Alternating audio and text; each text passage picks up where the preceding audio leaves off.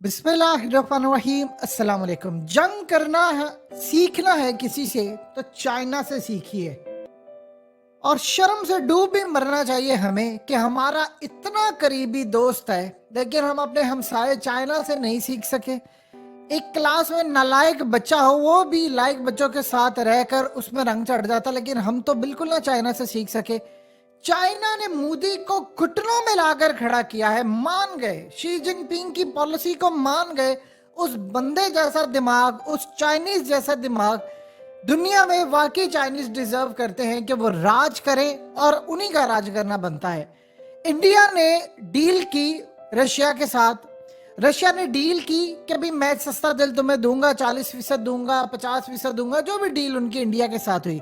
उस डील में 3 चीजें उनके सामने रखी गई थी कि आज के बाद डॉलर की मौत होगी, मैं डॉलर में पेमेंट नहीं लूंगा, ना डॉलर में कोई अब ट्रेड होगी। मुझसे अगर कुछ लेना है, सस्ता तेल लेना है, तो फिर आपको या तो रूबल में पे करो, इंडिया ने बाद में कहा कि इंडियन करेंसी में करें, या फिर उसने ऑप्शन दी युआन में करो।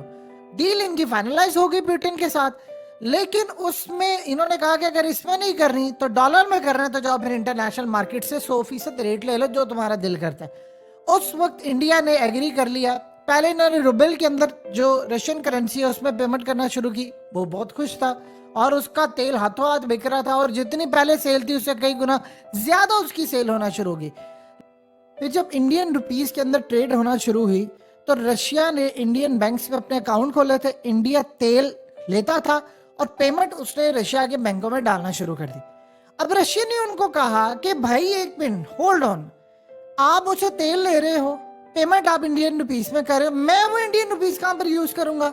मैं तो तुमसे उतनी इंपोर्ट करता ही नहीं हूं जितनी तुम कर रहे हो, तुमसे मैं क्या लूं? मेरे तो पैसे बेकार जा रहे हैं। या तो तुम मुझे पेमेंट रूबल में कर दो, नहीं कर सकते तो तुम एक काम करो, युआन में करो मुझे पेमेंट। युआन में उसे पेमेंट करना शुरू किया। अब इंडिया ने घुटने टेक दिए हैं और चाइनीज करेंसी के अंदर उसे पेमेंट शुरू कर दिए। असल में तो शी जिनपिंग ने पुतिन को कहा कि ये इंडिया को कहो कि पेमेंट करे युआन के अंदर, क्योंकि वो जो युआन है रशिया वो चाइना को देगा, चाइना से वो माल खरीदेगा, जो भी वो इंपोर्ट करता है दुनिया भर को चाइना एक्सपोर्ट करता है, तो चाइना से माल खरीदेगा, उसकी पेमेंट युआन में करेगा जो वो इंडिया से ले रहा है। तो उसको तो फायदा ही फायदा हो गया, अपने ट्रेडर्स को, इंपोर्टर्स को, सबको कह रहा है कि भाई ये सारी चीजें इनसे लो। इंडिया ने घुटने टेक दिए। ये तो वो इंडिया था जो कह रहा था मैं ये कर दूंगा।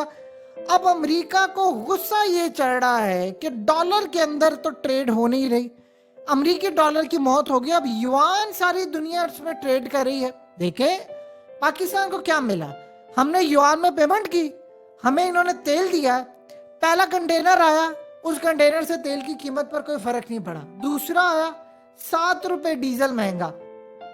अब सोशल मीडिया पर मीम बनी हुई है कि खुदारा तीसरा कंटेनर ना आ जाए, कहीं तेल की कीमत अब 50 रुपए ऊपर ना बढ़ जाए। वो तो बढ़नी है, इन्होंने बढ़ानी है क्योंकि आईएमएफ से इन्होंने कमिटमेंट की हुई है। अब आप इमेजिन करें, इंडिया को 40% सस्ता मिल रहा है, हमें क्या मिल रहा है? हमें मिलना ही नहीं है, ना हमारे पास रिफाइनरी है वो उस लेवल की, ना अब ये कह रहे हैं जी हम वो कर सकते हैं। असल में इन्होंने कभी देना ही नहीं था आपको सस्ता तेल, ये ज़हन में रखिएगा। इंडिया देखिए, उसने सस्ता तेल लेने के लिए अपने बदतरीन दुश्मन भारत, अंदाजा करें, जो कहता है कि मेरा दुनिया का सबसे नंबर 1 दुश्मन अब पाकिस्तान नहीं है, चाइना है, वो चाइनीज करेंसी के अंदर खरीद रहा है। इसको आप सादा अल्फाज में समझ लें कि अगर भारत पाकिस्तान को अपना दुश्मन नंबर 1 कहता, वो कहता नंबर 2 दुश्मन है, तो सोचिए पाकिस्तान की करेंसी में अगर वो किसी से खरीद रहा है तो क्या इम्पैक्ट पड़ेगा। अब मोदी से सारे पूछ रहे हैं कि तुम तो चाइना को दुश्मन कहते हो, और तुमने कहा, असल में मोदी ने अपनी पॉलिसी की है वाजिया। उसने कहा कि चाइना मेरा दुश्मन है लेकिन मैं उससे बातचीत करूंगा, पाकिस्तान से बातचीत नहीं होगी, पाकिस्तान से तुम कश्मीर जाकर लड़ कर लेंगे। उसने कहा अमेरिका को क्लियरली कि भाई मैं कश्मीर यहां से लेना है। अब इस सूरत हाल के अंदर अमेरिका और जो बाइडेन ने घुटने टेक दिए हैं कि जिस युआन को, अब देखें भारत खरीदता है बहुत ज्यादा तेल, दुनिया में सबसे ज्यादा जो तेल खरीदता है वो है चाइना, सेकंड नंबर पर खरीदता है भारत। आबादी जो उनकी बहुत ज्यादा है, 1.5 अरब के करीब चाइना की आबादी है, उतनी ही भारत की आबादी है, तो भारत की तेल की कंजम्पशन बहुत ज्यादा है, तो उसकी मार्केट बड़ी है। लेकिन एक दफा भी रूस ने नहीं कहा कि ठीक है, तुम अगर नहीं पेमेंट करते युआन में तो मैं तुमसे तेल या ये मामला खत्म कर दूं। उसने कहा भाईजान, अगर आपको चलना है हमारे साथ, असल में शराइत क्यों मान रहा है, उसको पता है कि S-400 मैंने रशिया से लिए, मेरे ताल्लुकात एक दफा रशिया से खराब हो गए तो फिर सारी जिंदगी ठीक नहीं हो पाएंगे, और अगर रशिया से ताल्लुकात खराब हो गए तो रशिया ने तो पूरे यूरोप को यूक्रेन और रूस की जंग के अंदर शिकस्त दे दी है, अमेरिका को शिकस्त दे दी है, सारी दुनिया मिलकर उसको शिकस्त नहीं दे पा रही। तो बताइए बाकी सूरत हाल क्या रह जाती है। तो वो तो कभी भी नहीं चाहेगा कि वो पुतिन से अपने ताल्लुकात खराब करे।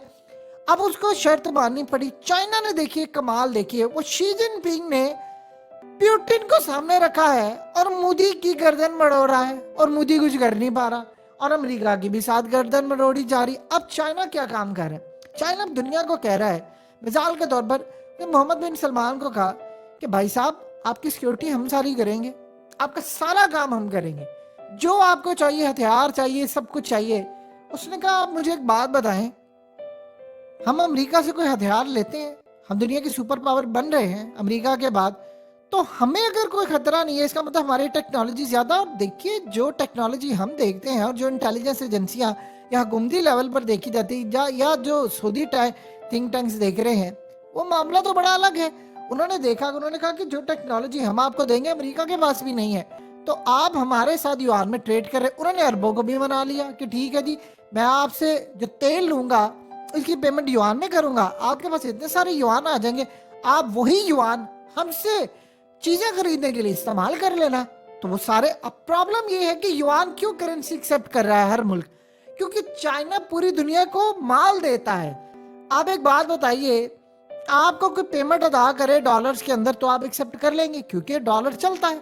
चाइनीज युआन अगर आपको कोई दे तो आप चाइना से इंपोर्ट करें, वही पेमेंट आपने उनको देनी। चाइना से तो आप माल लेते हैं, हमारे यहाँ पर तो एक सुई भी चाइना से बनकर आती है।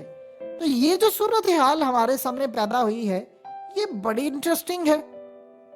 अब इसमें मोदी सर उठा नहीं सकता, और अमेरिका इस वक्त बिल्कुल मोदी के खिलाफ हो गया। देखिए फ्रांस के अंदर जो मैक्रन के खिलाफ अमेरिका इस वक्त खड़ा है, मैक्रन ने क्या कहा, उसने कहा जी मैं तो अमेरिकियों को तस्लीम नहीं करता, अमेरिका को फॉलो करके हमने अपना बेड़ा गर्क किया है, तो हमें यूरोप को फॉलो ही नहीं करना चाहिए अमेरिका को। पराई जंग है और पराई जंग में हमारा बेड़ा गर्क हो रहा है। और उसने कहा पुतिन मुझे कॉल करे तो मैं उसे सुलह करूंगा। वो बेवकूफ नहीं है हमारी तरह। रूस ने हमें ऑफर की थी तेल की, हमने रिजेक्ट कर दी, घुटनों पे गिरकर हमने साल सवा साल बाद का ठीक है हम रूस से तेल लेते हैं। अब उसकी ऑफर ही खत्म हो गई है। अब वो कह रहा है पाकिस्तान को तो मैं सस्ता तेल दे ही नहीं रहा, कोई स्पेशल डिस्काउंट नहीं है। असल में देखिए दो बातें आप ज़हन में रखिएगा, जिंदगी में एक मामला सही टाइमिंग जो होती है किसी भी चीज की, वो बड़ी मैटर करती है। आप राइट टाइम पर राइट डिसीजन लेते हैं।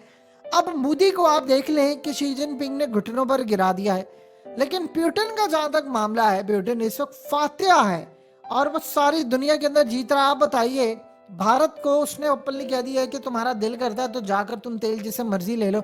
अब भारत अमेरिका को क्या कहेगा, अमेरिका कहेगा भारत को बार बार वार्निंग दे रहे हैं, उनकी स्टैब्लिशमेंट बार बार मोदी को वार्निंग दे रही है कि आप यूक्रेन की जंग के अंदर रशिया का साथ ना दें। उन्होंने कहा हम कहां पर साथ दे रहे हैं, उन्होंने कहा आप उनसे तेल खरीद रहे हैं, ये उनका साथ देना नहीं है तो और क्या। और अब तो वो युआन में ले रहे हैं, तो युआन के अंदर देकर आप चाइना को भी मजबूत कर रहे हैं, रूस को भी मजबूत कर रहे हैं, तो अमेरिका तो छोड़ेगा नहीं।